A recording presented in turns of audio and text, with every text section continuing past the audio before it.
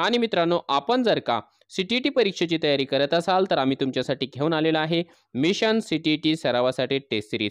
या टेस्ट सीरीजमध्ये तुम्हाला जे आहे पी-डी-एफच्या स्वरूपामधले क्वेश्चन पेपर, त्याची ॲन्सर की आणि प्रत्येक प्रश्नाचं व्हिडिओच्या माध्यमातून स्पष्टीकरण देखील मिळणार आहे. आपल्याला जर का यामध्ये पेपर 1 किंवा पेपर 2 हे पेपर हवे असतील, तर स्क्रीनवरती आपल्याला जो नंबर दिसत आहे त्या नंबरशी संपर्क करा आणि आजच ही जी सी-टी-टीसाठी टेस्ट सीरीज जी आहे ती जॉइन करा. या टेस्ट सीरीजचा फायदा तुम्हाला येणाऱ्या परीक्षेमध्ये नक्कीच होणार आहे. देखिए मित्रों, प्रश्न संख्या 91 इसमें दिया हुआ है कि कौन ए बी सी एक समद्विभुज बाहु त्रिभुज है जिसमें ए बी इसके बराबर दिया है ए सी, यानी कि ए बी और ए सी यह दोनों भुजाएं समान है। यदि कोण ए बराबर 40 अंश एट कोण बी बराबर कितना होगा, इस प्रकार का प्रश्न यहाँ पे पूछे गए हैं और यहाँ पे 4 विकल्प दिया हुआ है, इनमें से एक विकल्प सही होगा। अभी देखिए प्रश्न के अनुसार जो भुजा ए बी और ए सी समान है, कौन है, ए का माप 40 दिया हुआ है, ए और बी और ए और सी समान दिया है, अर्थात कोण बी और सी यह दोनों कोण समान होगा। कोण बी बराबर कोण सी यह समान होगा। अभी हमें पता है कि त्रिभुज के कोणों का योगफल 180 अंश होता है, अर्थात कोण ए प्लस कोण बी प्लस कोण सी बराबर 180 अंश, इस प्रकार होगा। अभी देखिए कोण ए का माप दिया हुआ है कितना, 40, ठीक है। अभी बी और सी दोनों समान है, अर्थात हम इस प्रकार ले सकते हैं कि बी और सी के बदले में बी लिख सकते हैं क्योंकि दोनों समान है, 180 अंश। अभी 40 प्लस बी और बी यानी कि 2 कोण बी बराबर 180, 2b बराबर 180 और इससे घटाना पड़ेगा कितना, 40 अंश। फिर से यदि हम हल करते हैं तो b बराबर कितना हो रहा है, 140 और 2 यहाँ पे b के साथ गुणाकार है तो इस पार गए तो भागाकार में आ जाएगा, अर्थात कोण b का जो माप है वह 70 अंश का आएगा। देखिए 70 अंश कोण b का माप, जो कि देखिए विकल्प क्रमांक C यह विकल्प में दिया हुआ है, अर्थात विकल्प क्रमांक C यह सही उत्तर होगा। 92 में दिया हुआ है कि यदि 20 कलमों की कीमत 90 है तो 9 कलमों की कीमत क्या होगी, इस प्रकार का यहाँ पे प्रश्न पूछे गए हैं और 4 विकल्प दिया हुआ है। तो देखिए हल किस प्रकार होगा, तो 20 हमें पता है कि 20 कलमों की जो मूल्य है, 20 कलमों की मूल्य 90 रुपए इस प्रकार से है, तो 9 कलमों की मूल्य, 9 कलमों की मूल्य बराबर, तो देखिए 9 कलमों की मूल्य इस प्रकार होगा, 90 गुणाकार में 9 और 20 से इसे भागना पड़ेगा। यदि फिर से हम इसे हल करते हैं तो 40 दशमलव इसका उत्तर कितना आएगा, 50, इस प्रकार से। तो 40.50 यह मूल्य जो है, तो देखिए विकल्प क्रमांक सी इस विकल्प में दिया हुआ है, अर्थात विकल्प क्रमांक सी इसका सही उत्तर होगा। 93 में दिया हुआ है 3 और 2/5। अभी देखिए इस प्रकार से अनेक अंक दिया हुआ है। अभी 5 यह 3 के साथ गुणाकार करना पड़ेगा और जो भी हल आएगा उसको 2 के साथ जोड़ना पड़ेगा।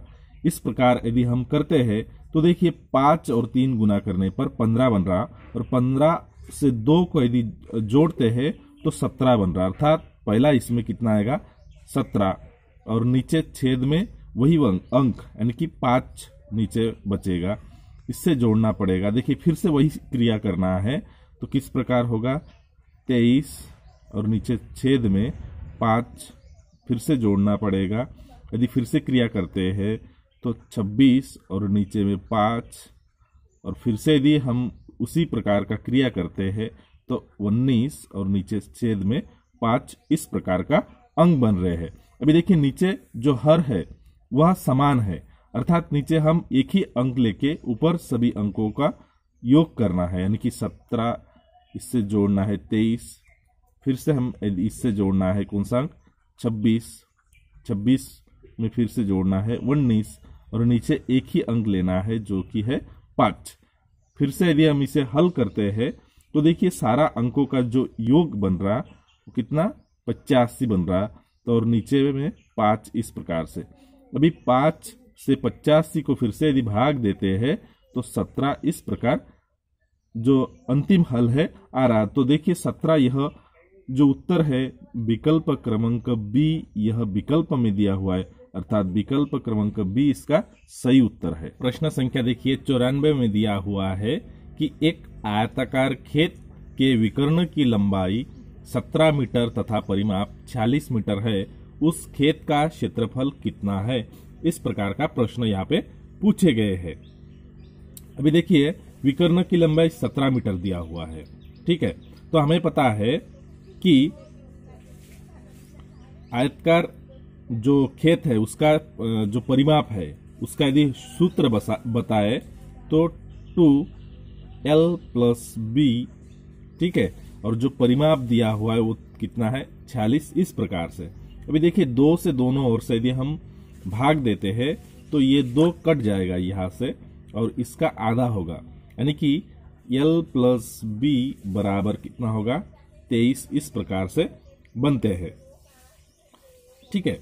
यहाँ पे लंबाई दिया हुआ था कितना 17 मीटर इस प्रकार से, यानी कि फिर से यदि हम इसे हल करते हैं तो l² + b² = 17 का वर्ग इस प्रकार से आएगा, ठीक है। l² + b² = 17 का वर्ग 289 इस प्रकार से आ रहा है। तो हम जानते हैं कि l + b इन दोनों का वर्ग, इसको यदि हम सूत्र के आधार पर करते हैं तो l का वर्ग b का वर्ग और 2lb इस प्रकार बन रहा है। यदि फिर से यदि हम इसे हल करते हैं तो देखिए 23 का वर्ग बराबर 200 कितना 89 प्लस 2, इससे गुणाकार करना पड़ेगा l और b का। यदि फिर से यदि हम हल करते हैं तो देखिए lb बराबर 200 कितना बन रहा 40 और नीचे 2। फिर से यदि हम हल करते हैं तो lb बराबर देखिए 2 से 240 को यदि हम भागते हैं तो कितना बन रहा 120 इस प्रकार से, ठीक है। तो देखिए 120 है, यह विकल्प क्रमांक वर्ग मीटर जो विकल्प क्रमांक बी है इस विकल्प में दिया हुआ है, अर्थात विकल्प क्रमांक बी इसका सही उत्तर होगा। तर पुढील प्रश्न बघण्याआधी बघा मित्रांनो, तुम्ही जर का टेट परीक्षेची तयारी करत असाल तर आम्ही घेऊन आलो तुमच्यासाठी टेट परीक्षेसाठी PDF नोट्स हस्तलिखित, जे की तुम्हाला स्क्रीनवरती दिसत असलेल्या नंबरवरती फोनपे किंवा गुगल पे करून तुम्हाला मिळवता येईल। या PDF विषयांची यादी आहे बुद्धिमत्ता चाचणी, अभियोग्यता, मानसशास्त्र, सामाजिक शास्त्र, विज्ञान, मराठी, इंग्रजी आणि गणित, जे की तुम्हाला फक्त आणि फक्त 300 रुपयामध्ये परिपूर्ण नोट्स मिळून जाईल। जर हवे असेल तर स्क्रीनवरती दिसत असलेल्या नंबरवरती पे करून स्क्रीनशॉट आणि तुमचं नाव याच नंबरला व्हाट्सएप करून द्या। ये प्रश्न संख्या 95 में दिया हुआ है कि 30 के सभी गुणनखंडों का गुणनफल होगा, इस प्रकार का प्रश्न पूछे गए हैं। अभी देखिए 30 का जो सभी गुणनखंड है, पहला है 1, क्योंकि 1 से 30 को डिवाइड जाता है। फिर देखिए 2, फिर 3, फिर 5, फिर 10, 15, ठीक है। और कौन सा अंक आ रहा है तो और 30। यह अंकों से यह जो अंक है ये सारा 30 के गुणनखंड है। अभी इनका गुणाकार बताए, देखिए गुणनफल होगा, यानी कि इनका गुणाकार करना पड़ेगा, अर्थात 1 गुणाकार 2 गुणाकार में 3 गुणाकार 5, फिर से 6, 10, 15 और 30। यह सभी अंकों का गुणनफल आ रहा है, देखिए 8140 आ रहा है, ठीक है। यानी कि 8,10,000 इस प्रकार से अंतिम जो हल आ रहा है। तो देखिए 8,10,000 यह जो हल है यह पर्याय क्रमांक यानी कि विकल्प क्रमांक देखिए डी इस विकल्प में दिया हुआ है, अर्थात विकल्प क्रमांक डी इसका सही उत्तर होगा। में दिया हुआ है कि रूही 18 मिनट में 2 किमी चलती है, 5 किमी चलने में वह कितना समय लगेगी। इस प्रकार का यह प्रश्न पूछे गए हैं। अभी देखिए 2 मिनट में कितना जा रहा है, तो 2 किमी चलने में उसे 18 मिनट का समय लग रहा है, 18 मिनट का समय लग रहा है। तो अभी 5 किमी में अर्थात किस प्रकार बनेगा, देखिए 18 6 2 और इससे गुणाकार करना पड़ेगा कितना 5। अभी देखिए इससे यदि इसे हम हल करते हैं तो 45 मिनट बन रहा है, ठीक है। इसीलिए 5 किमी चलने में उसे लगेगा कितना 45 मिनट लगेगी, जो कि देखिए विकल्प क्रमांक बी में दिया हुआ है, अर्थात विकल्प क्रमांक बी इसका सही उत्तर होगा। संख्या 97 में दिया हुआ है कि निम्नलिखित में कौन सा कथन तुला के संबंध में सही है, ठीक है। अभी देखिए तुला के संबंध में इसमें 4 विकल्प दिया हुआ है, इसमें से बराबर वजन के 3 पटल होते हैं। फिर बी में दिया हुआ है कि वस्तुओं के वजन की तुलना करने के लिए इसका प्रयोग किया जाता है। तीसरा में इसमें असमान वजन के 2 पटल होते हैं। और चौथा विकल्प में दिया हुआ है कि वस्तुओं की स्थितियों की तुलना करने के लिए इसका प्रयोग किया जाता है। अभी देखिए विकल्प क्रमांक जो बी है, ठीक है, प्रश्न में क्या पूछा गया है कि निम्नलिखित में से कौन सा कथन तुला के संबंध में पूछा गया है। तो विकल्प क्रमांक बी में देखिए वस्तुओं के वजन की तुलना करने के लिए इसका प्रयोग किया जाता है। तो वस्तुओं के जो भार की जो तुलना है उसका तुलना करने के लिए तुला का प्रयोग किया जाता है, अर्थात बी जो विकल्प है इसका सही उत्तर होगा। यह हुआ है कि 7 सेमी भुजा वाले घना से एक बड़े से बड़ा गोला काट लिया गया, गोले की त्रिज्या होगी। अभी देखिए 7 सेमी भुजा वाले घन से यदि इसको हम सॉल्व करते हैं या हल करते हैं तो देखिए मान के चलिए ये 7 सेमी वाला घनाभ है, तो इससे बड़ा गोला किस प्रकार बनेगा, देखिए इस प्रकार से बड़ा गोला बनेगा, ठीक है। तो इसमें से बड़ा गोला काट लिया गया तो गोले की त्रिज्या होगी, अर्थात यहां से ये माप जो है ये इसका त्रिज्या है, गोले की त्रिज्या है। तो हमें पता है कि यहां से यहां जो अंतर है 7 सेमी है, अर्थात इसका त्रिज्या, तो गोले की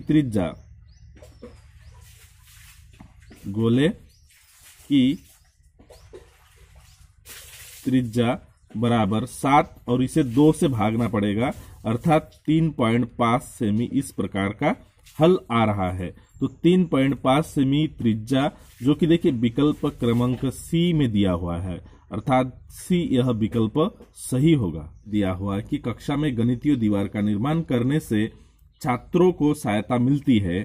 तो देखिए इसमें से 4 विकल्प में से पहला विकल्प में दिया हुआ है कि गणित में कठिन अवधारणाओं को समझने में, गणित में अपनी स्थिति के बारे में जानने में। तीसरा में दिया हुआ है अपनी उपलब्धियों का प्रदर्शन करने में।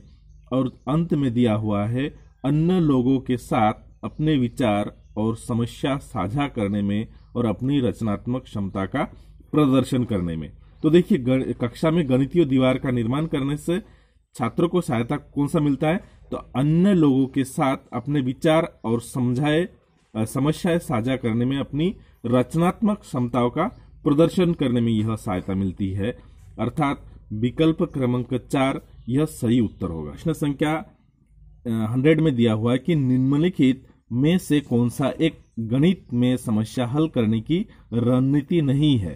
अभी देखिए गणितीय शब्द में भाषा, लिखित प्रतीक और अपना प्रयोजित या प्रयोजन स्थापित करने वाले सार्थक निर्देश सहित सभी प्रकार की सामग्रियां सम्मिलित है, अर्थात गणित जो अवधारणात्मक विषय है, जो समको तथ्य गणित अवधारणात्मक विषय है जो समको तथ्य, तर्क वितर्क और तार्किक चिंतन आदि पर आधारित है, अर्थात जो विकल्प क्रमांक देखिए बी दिया हुआ है, परीक्षण और त्रुटि, क्योंकि रटन अधिगम नहीं हो सकता है, रेखांकन ये भी नहीं हो सकता है और पीछे की ओर हल करना ये भी नहीं हो सकता है, अर्थात विकल्प क्रमांक जो बी है जिसमें परीक्षण और त्रुटि है यह सही विकल्प है।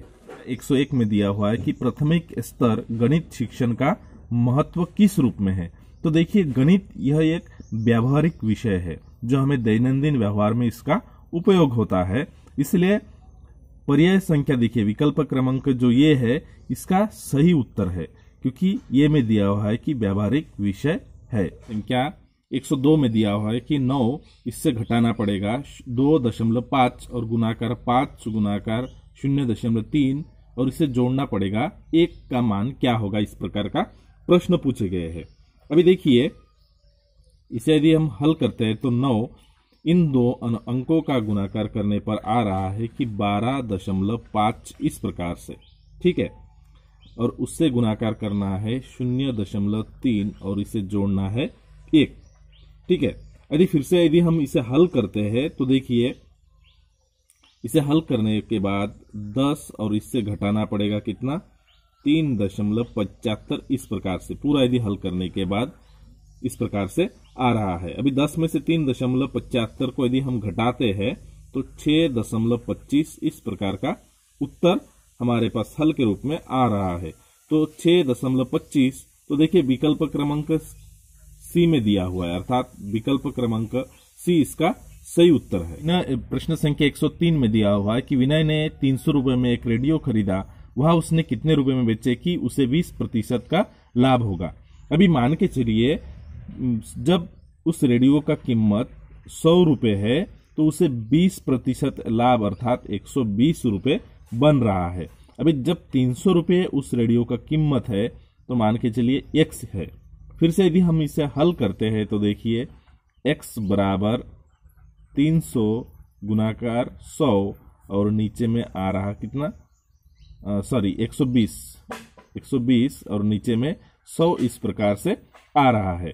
यदि हम फिर से इसे हल करते हैं तो देखिए 120 गुणाकार 3 अर्थात 360 रुपए इस प्रकार आ रहा है। तो देखिए 360 रुपए विकल्प क्रमांक सी में दिया हुआ है, अर्थात विकल्प क्रमांक सी इसका सही उत्तर होगा। 4 में दिया हुआ है कि गणित की कक्षा में जोर दिया जाता है। तो देखिए, गणित की कक्षा में गणितीय सामग्री, प्रक्रिया और तर्क वितर्क पर बल दिया जाता है, ठीक है। उसी के आधार पर एनसीएफ 2005 के अंतर्गत गणित की जो कक्षा के लिए कई अन्य ज्ञान क्षेत्रों का भी उल्लेख किया गया है, अर्थात जो इसका सही विकल्प होगा, गणित की कक्षा में जोर दिया जाता है। तो इसका सही उत्तर देखिए, पहला विकल्प में दिया है गणितीय आकलन विधि का, प्रक्रियाओं का, गणितीय सामग्री का, गणितीय सामग्री, प्रक्रिया और तर्क वितर्क का, और चौथा में दिया है समस्या हल करने की रणनीति पर। तो देखिए, मैंने शुरुआती में ही बताया कि गणित की कक्षा में गणितीय सामग्री, प्रक्रिया और तर्क वितर्क, जो कि विकल्प क्रमांक सी में दिया हुआ है, अर्थात विकल्प क्रमांक सी इसका सही उत्तर है। प्रश्न संख्या 105 में दिया हुआ है, किसी आयत की लंबाई उसकी चौड़ाई से 1 सेमी अधिक तथा इसका परिमाप 14 सेमी है, आयत का क्षेत्रफल कितना है। इस प्रकार का प्रश्न पूछे गए हैं। अभी देखिए, क्षेत्रफल ज्ञात करना है, तो क्षेत्रफल का जो सूत्र है, आयत का लंबाई गुणाकार में चौड़ाई है, ठीक है। तो हमें पहले उसका जो चौड़ाई है वह ज्ञात करना पड़ेगा। तो मान के चलिए हमें चौड़ाई पता नहीं है, इसलिए चौड़ाई हम मानते हैं कि x है, चौड़ाई बराबर क्या है, x है। तो परिमाप दिया हुआ है, अर्थात परिमाप के आधार पर हम लंबाई ज्ञात कर सकते हैं। तो देखिए किस प्रकार होगा, 2 ब्रैकेट के अंदर L प्लस B, ठीक है, बराबर कितना, 14 दिया हुआ है परिमाप जो है।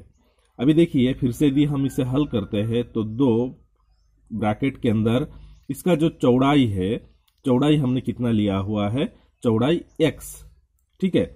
तो प्रश्न में क्या बताया कि चौड़ाई से जो लंबाई है उसकी चौड़ाई से 1 सेमी ज्यादा है, यानी कि चौड़ाई से 1 सेमी ज्यादा लंबाई होगा, और इससे फिर से जोड़ना पड़ेगा क्या, x, और बराबर कितना आ रहा है, 14 इस प्रकार से बन रहा है। यदि हम फिर से इसे हल करते हैं तो 2x और x यानी कि 2x प्लस 1 बराबर कितना, 14 इस प्रकार बन रहा है। अभी देखिए 2x बराबर देखिए यहाँ पे 2 गुणाकार में है, उस पार लेके गए तो भागाकार में आ जाएगा। ठीक है, भागाकार में सॉरी 2, और इससे यहाँ पे प्लस है तो उस पार लेके गए तो -1 बन जाएगा। फिर से यदि हम इसे हल करते हैं तो देखिए 2x बराबर 7, इससे घटाना पड़ेगा कितना 1, 2x बराबर 6, x बराबर 6 और छेद में 2, यानी कि x का जो वैल्यू है वो कितना आ रहा है 3, इस प्रकार से। अभी आयत का क्षेत्रफल लंबाई गुणाकार में चौड़ाई L इंटू बी, इस प्रकार। तो L हमारे पास क्या आए हैं, तो L होगा 3 और इससे जोड़ना पड़ेगा क्या, L बराबर देखिए 3 और इससे जोड़ना पड़ेगा 1, इस प्रकार से, अर्थात 4 बन रहा। तो L बन रहा 4 और इससे गुणाकार करना पड़ेगा कितना 3 को। यदि हम इन दोनों अंकों का गुणाकार करते हैं तो 12 सेमी स्क्वायर, इस प्रकार से अंतिम हल आ रहा है। तो 12 सेमी वर्ग, ये देखिए विकल्प क्रमांक सी में दिया हुआ है, अर्थात विकल्प क्रमांक सी इसका सही उत्तर होगा। संख्या देखिए 106 में दिया हुआ है कि मीटर, सेंटीमीटर और मिलीमीटर में सबसे छोटी और सबसे बड़ी इकाइयों में क्या संबंध है, इस प्रकार यहाँ पे प्रश्न पूछे गए हैं। अभी देखिए हमें पता है कि सबसे जो छोटी इकाई है वह मिलीमीटर है, ठीक है, और सबसे जो बड़ी इकाई है वह मीटर है।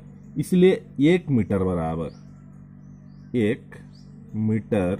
बराबर हमें पता है कि 1 मीटर बराबर 100 सेमी होता है। कितना सेमी, 100 सेमी, इस प्रकार होता है। अभी 100 सेमी अर्थात कितना, तो 100 सेमी अर्थात 1000 मिमी, इस प्रकार मिलीमीटर, इस प्रकार है। ठीक है, तो अंत का जो उत्तर है 1000 मिलीमीटर, यानी कि 1 मीटर बराबर कितना आएगा 1000 मिलीमीटर, जो कि देखिए विकल्प क्रमांक जो डी है, यह विकल्प में दिया हुआ है कि 1 मीटर अर्थात 1000 मिलीमीटर, इसीलिए विकल्प क्रमांक डी सही उत्तर है। प्रश्न संख्या 107 में दिया हुआ है x और y दो धन पूर्णांक है, यदि x का घात, देखिए यहाँ पे प्रिंट मिस्टेक हुआ है, यहाँ पे x का घात आएगा कितना, y बराबर 9 हो तो x का घात y और x का मान क्या होगा, इस प्रकार से यहाँ प्रश्न पूछे गए हैं। अभी देखिए प्रश्न के अनुसार x का जो घात है वह कितना है, y इस प्रकार से है, यानी कि इसका जो मान है x का घात y बराबर 9 है। तो हमें पता है कि x का घात यदि y बराबर, यदि इसे हम वर्गमूल में डालते हैं तो 9 का वर्गमूल यानी कि 3 है, यानी कि 3 का वर्ग इस प्रकार से आएगा, अर्थात कि x बराबर कितना है, तो x बराबर 3 है और y बराबर कितना 2, इस प्रकार से है।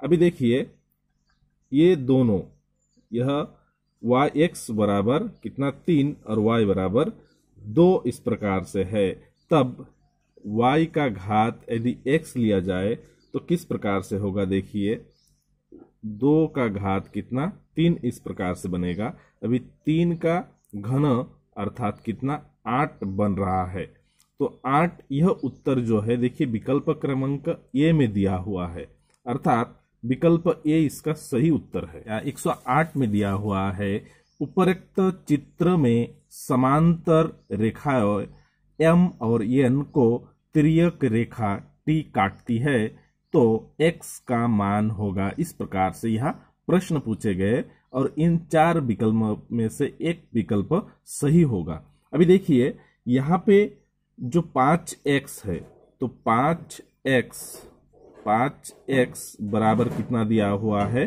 तो 5x बराबर दिया हुआ है x प्लस 80 अंश, इस प्रकार से। ठीक है, तो 4 देखिए अभी x को यदि इस पार लाए तो 5x से x घटेगा, अर्थात इस पार 80 बचेगा, 5x में से x चला गया, अर्थात 4x बराबर 80 इस प्रकार से है। तो x बराबर 80 और छेद में कितना 4 यह अंक आएगा, अर्थात अंत में x का जो मान है तो देखिए x का मान कितना 20 अंश इस प्रकार से आ रहा है।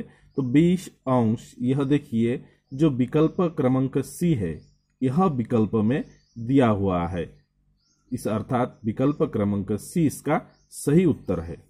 109 में दिया हुआ है कि ए कक्षा को 342, 718 और 315 को निकटतम दहाई में पूर्णांक करने के लिए कहा गया।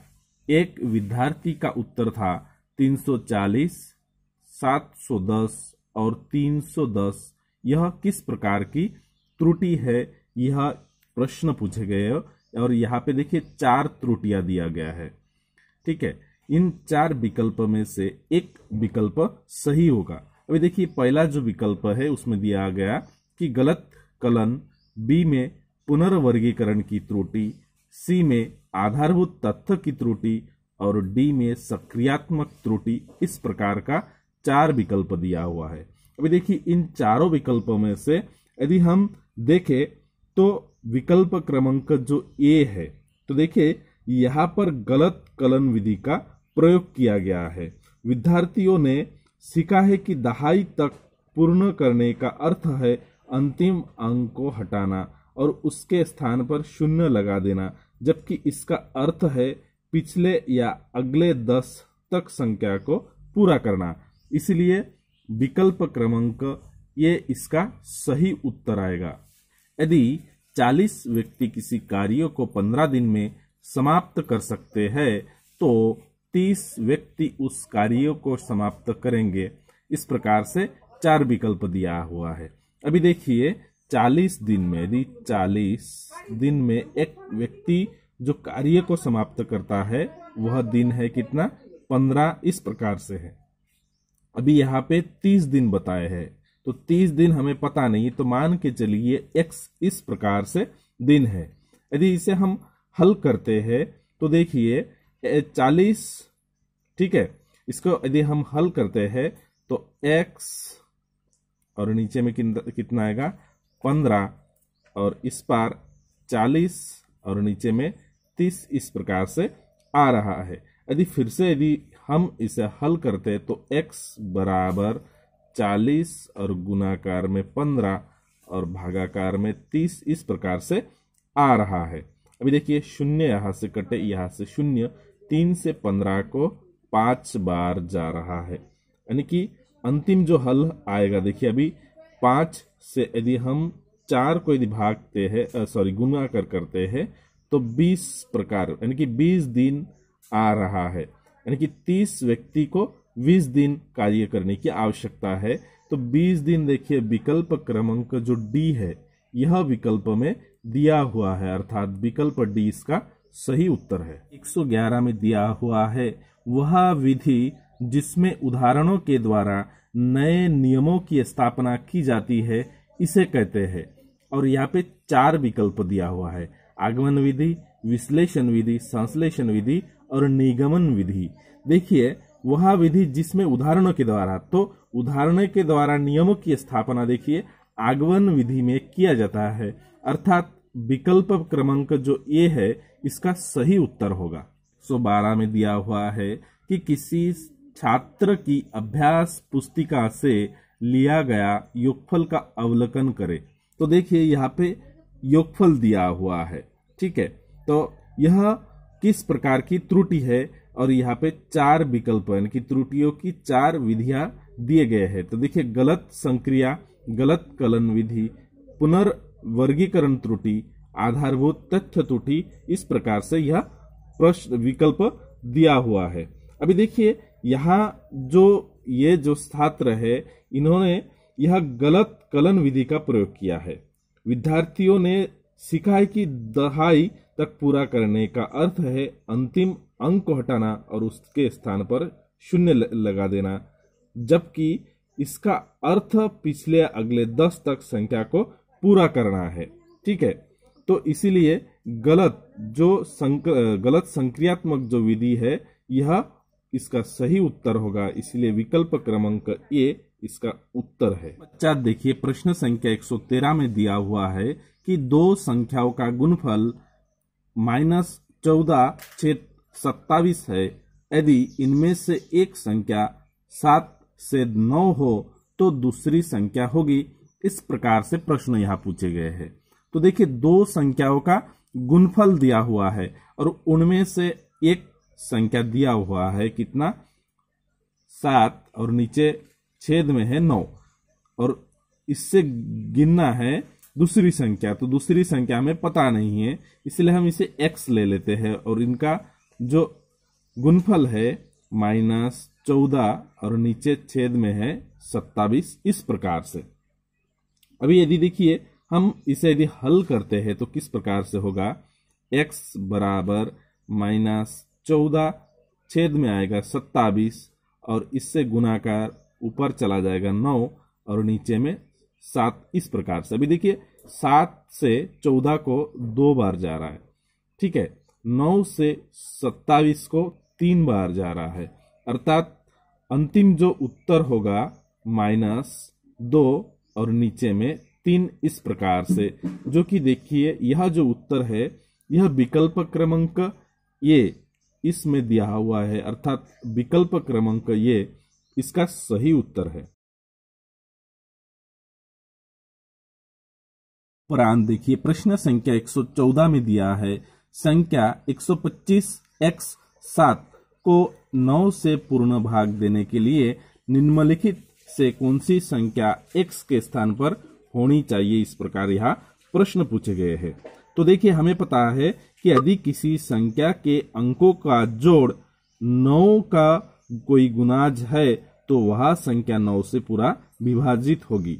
अभी यह दी गई संख्याओं के अंकों का योग है। देखिए पहला कितना अंक है, 1, फिर है 2, फिर है 5, फिर है x, तदुपरांत x के बाद 7। यदि इन अंकों को यदि हम जोड़ते हैं तो 15 आ रहा है और उससे जोड़ना है x।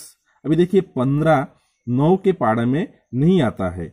यदि 9 के पाड़े में आना चाहिए तो 15 के साथ यदि हम 3 जोड़ देते हैं, देखिए 15 और इसे x के बदले में यदि हम 3 ले लेते हैं तो 15 और 3 कितना बन रहा है, 18, इस प्रकार बन रहा है, जो कि 9 के पाड़े में आ रहा है। अर्थात x के स्थान पर 3 यह अंक होनी चाहिए, ठीक है।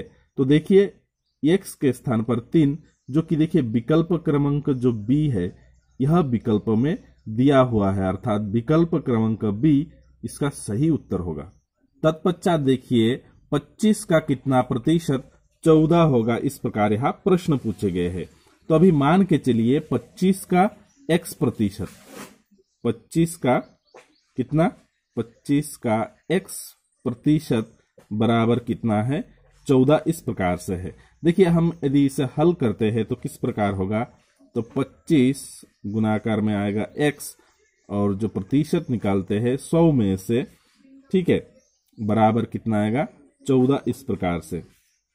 फिर यदि हम इसे हल करते हैं तो x बराबर इसे गुना करने पर 1400, ठीक है, और नीचे में कितना बचेगा, 25, इस प्रकार से।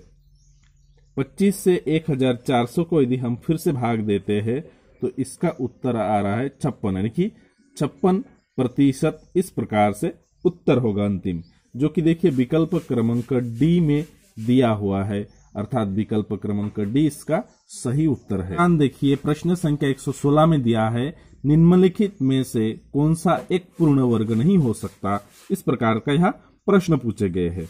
तो देखिए यदि किसी संख्याओं का वर्ग किया जाए तो उसके अंत में 0, याद रखना, 0, 1, 4, 6 और 9, और कितना, 9, यह अंक होगा। कौन सा अंक, 0, 1, 4, 6 और 9, यह अंक होगा। इसलिए इकाई अंक के स्थान पर 7, देखिए इकाई के स्थान पर देखिए पहला जो विकल्प है 4, यह अंक है, अर्थात यह हो सकता है। 1 है, अर्थात यह भी हो सकता है। यहाँ पे 7 दिया हुआ है जो कि नहीं हो सकता, और यहाँ पे 5 है, ठीक है, और यहाँ पे देखिए 5 है। देखिए 5 25 में आ रहा है, 9 के साथ और एक जोड़ना है, कौन सा, 5, यह भी अंक हो सकता है, अर्थात यह भी हो सकता है।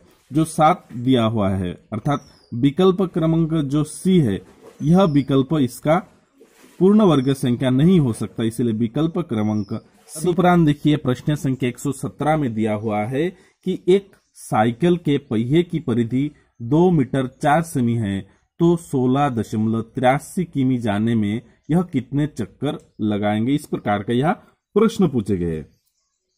तो देखिए हमें पहले इसका जो परिधि है, परिधि देखिए परिधि दिया हुआ है कितना, साइकिल की परिधि 2 मीटर 4 सेमी, ठीक है।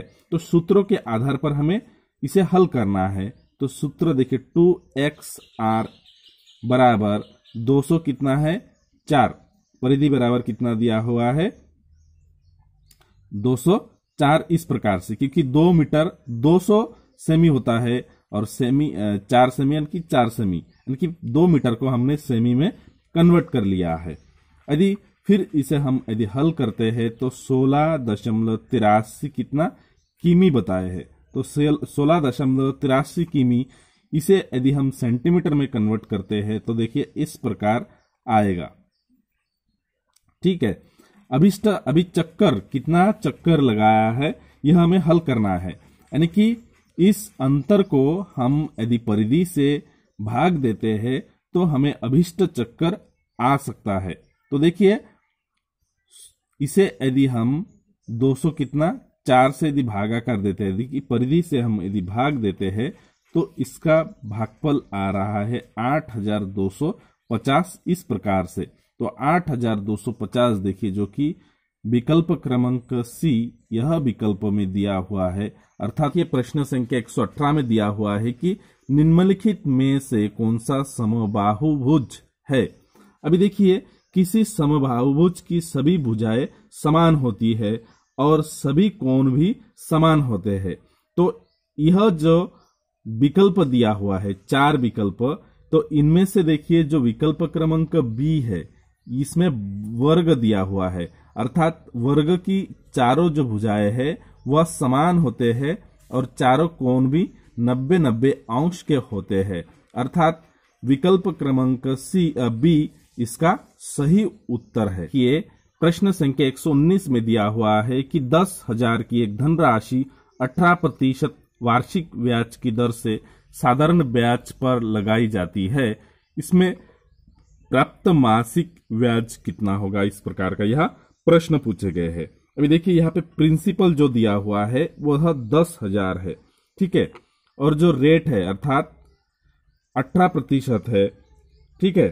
तो 1 वर्ष का ब्याज यहाँ पर बताए गए हैं। तो 1 वर्ष का ब्याज बराबर, तो देखिए 1 गुणाकार में कितना आएगा तो 10,000 इस प्रकार से, और इससे कितना 18 और छेद में आएगा 100 सामान्य ब्याज की सूत्र के आधार पर। यदि इसे हम यदि हल करते हैं तो देखिए 2 शून्य चले गए, फिर से यदि हम इसे गुणाकार करते हैं तो 1,800 रुपये इस प्रकार आ रहे हैं।